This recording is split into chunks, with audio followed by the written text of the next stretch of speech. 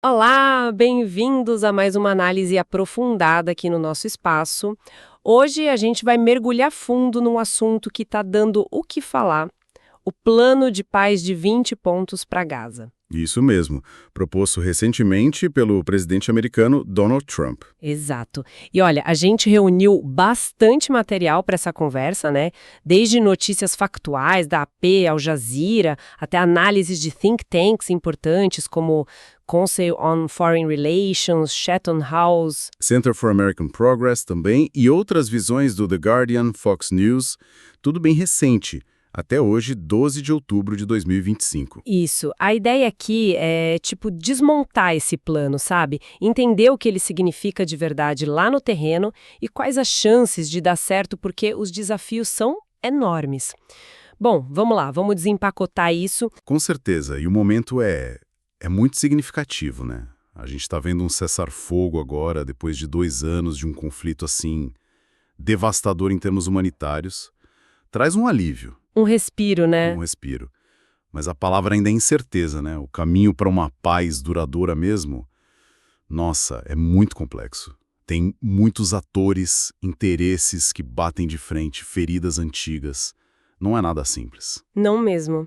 E só para recapitular rapidinho, para quem talvez não acompanhou tão de perto, essa guerra começou depois dos ataques do Hamas em 7 de outubro de 2023. Já são 2 anos de muita violência. E os números são pesados. Muito. Israel fala em cerca de 1.200 mortos, 251 reféns no início.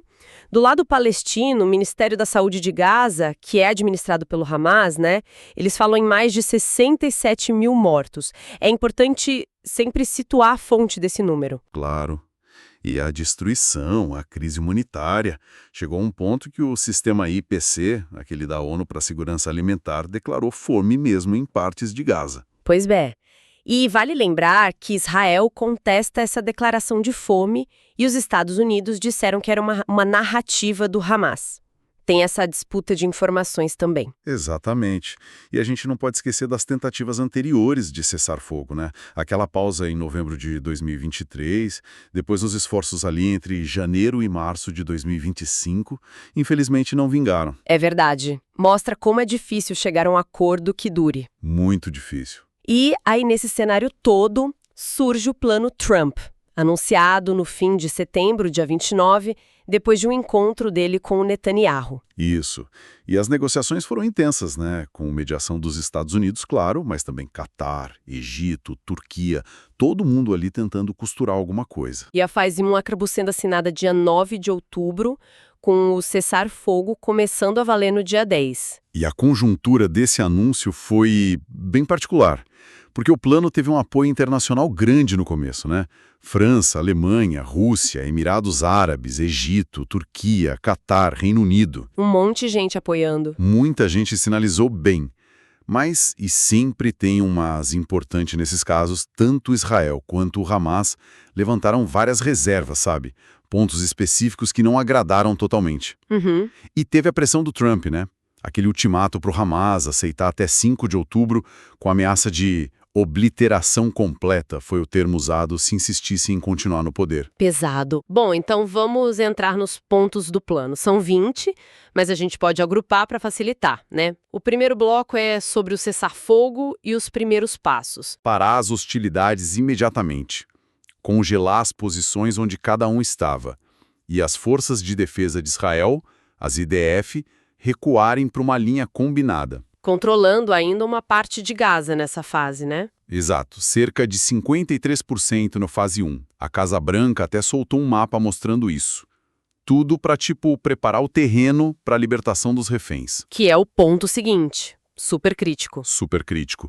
É o foco dos pontos 4 e 5. Um momento de tensão máxima, de expectativa.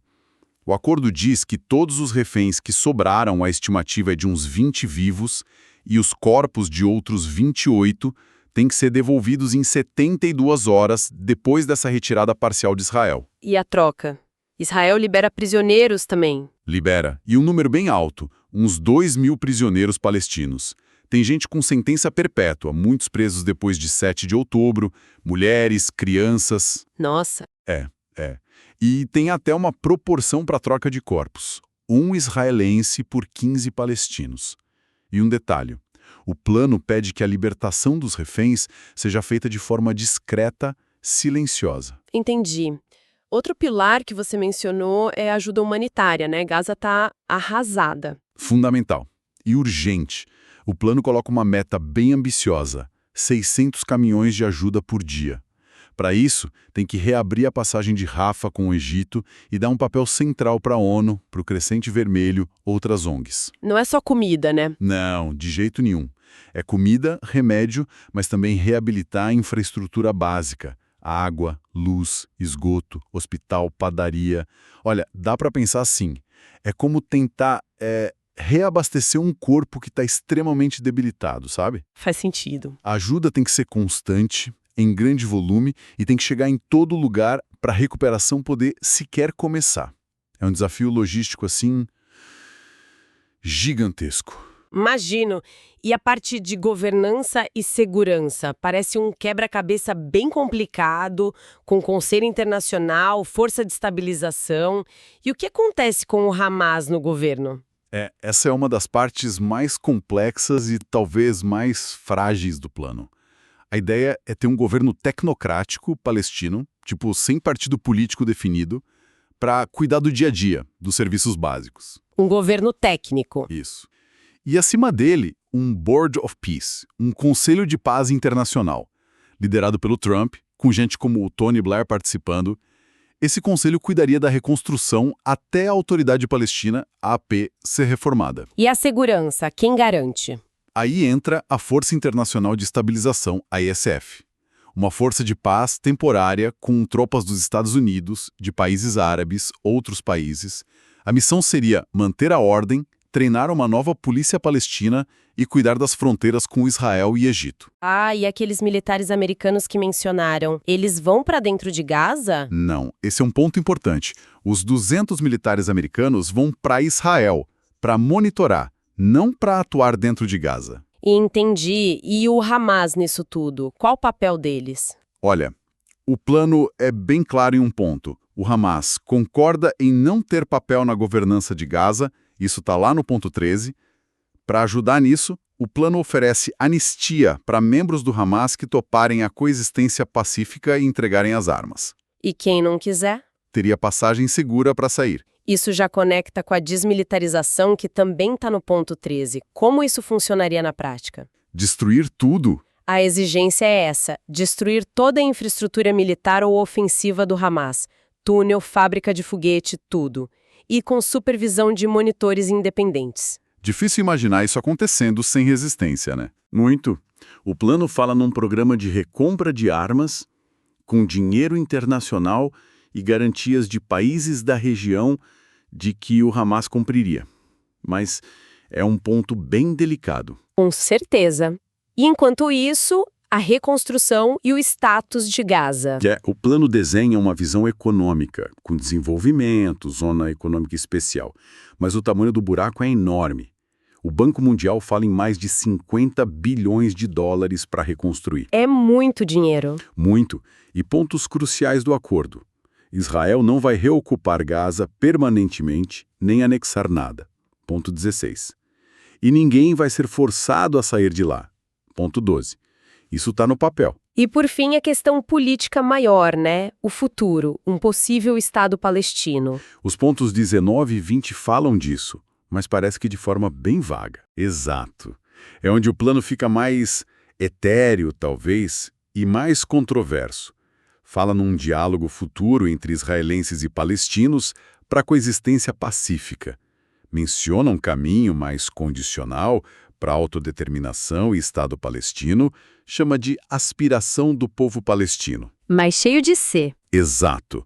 Se a reconstrução avançar, se a AP for reformada, e aí bate de frente com a realidade. O Netanyahu, lá na Casa Branca mesmo, rejeitou na hora a ideia de Estado palestino. Fora que a solução de 2 estados não está popular em Israel hoje. E o Hamas também nunca aceitou formalmente Israel permanentemente, né? Nunca.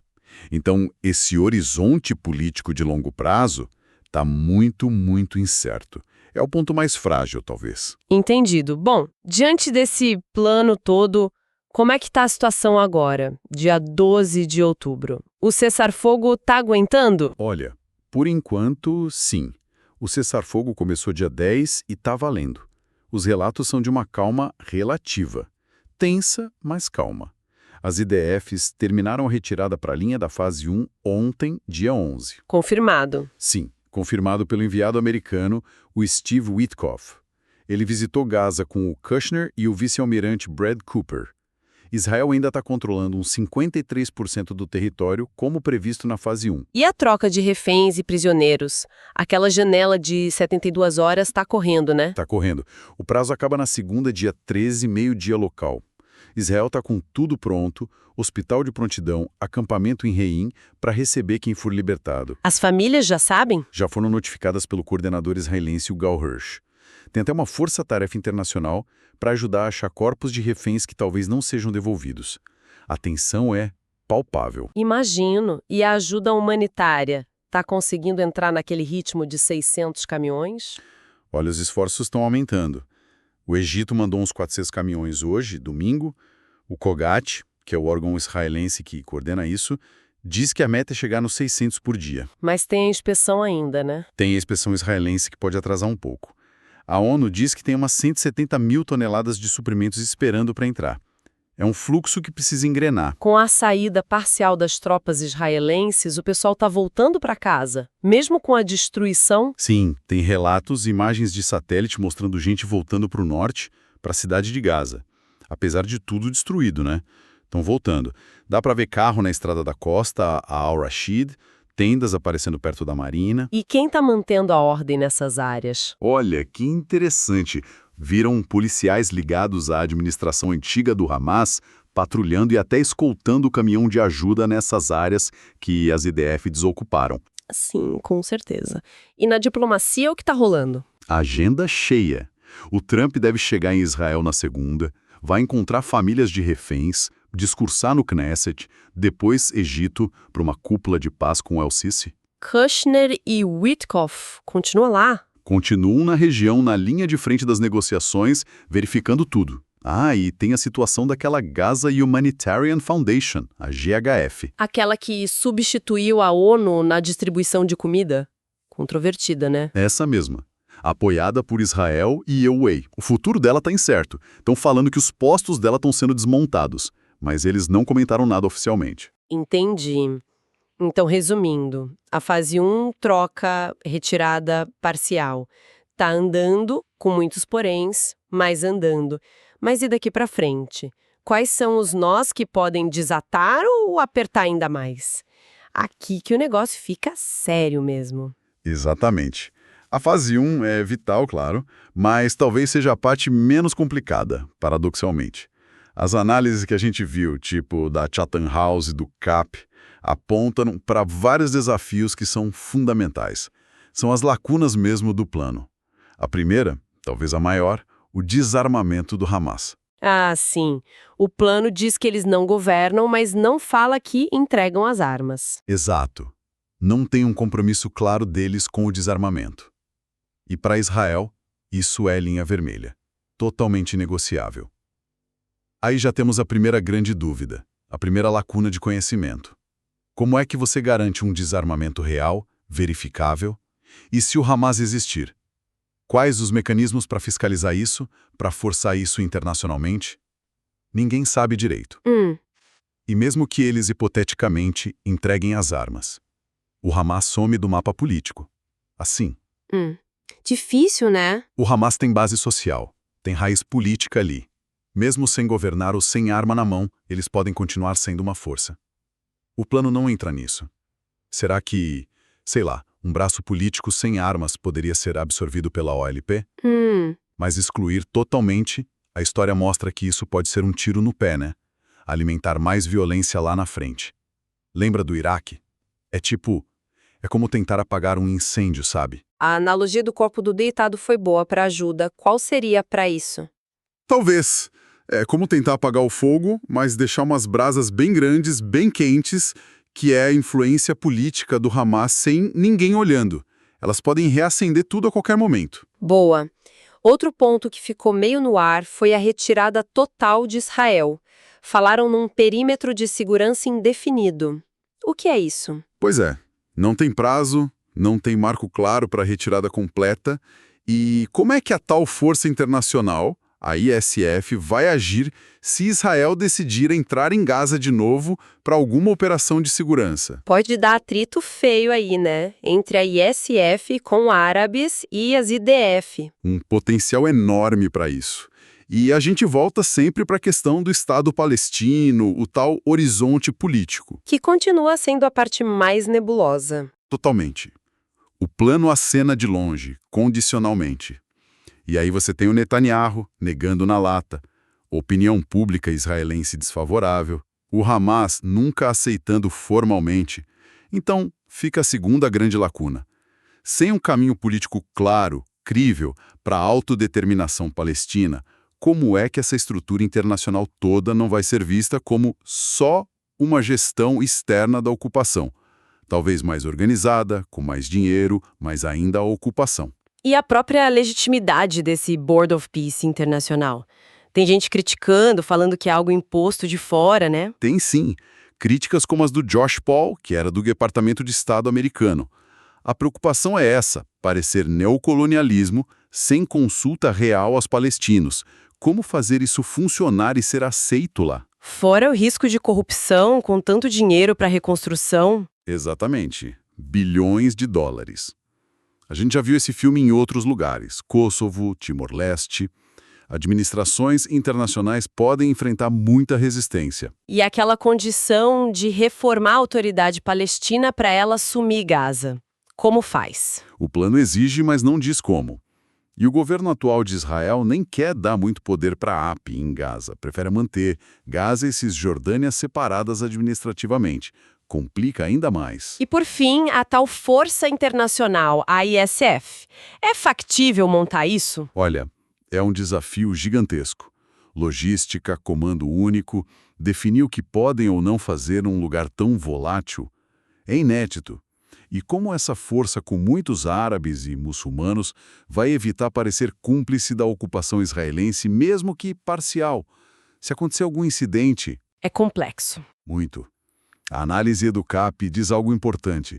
Tudo isso vai depender demais da vontade política, principalmente do governo Trump, de continuar pressionando, de continuar envolvido para superar esses obstáculos todos.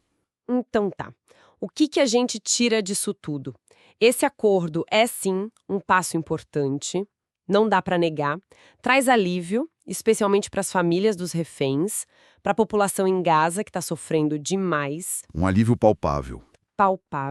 E tem uma dose de esperança, claro, com apoio internacional, mas, nossa, fica muito claro que é só o começo de uma estrada longa, cheia de curvas perigosas, cheia de armadilhas, as divisões, a desconfiança continuam lá, enormes. Exato. E talvez a reflexão para a gente fechar seja essa. O plano, do jeito que está agora, parece que está empurrando com a barriga as questões mais cabeludas, né? Desarmamento final, o status de Gaza, um caminho político real para os palestinos, uma governança local legítima, tudo isso fica para depois. Dependendo muito de fora. Dependendo demais de supervisão e dinheiro de fora. Aí a pergunta que não quer calar é, a gente está vendo o início de uma paz que pode durar, que pode se sustentar, ou é só uma pausa tática, sabe? Uma gestão de crise terceirizada que pode desmoronar assim que o mundo virar os olhos para outro problema. Ou seja, será que dura?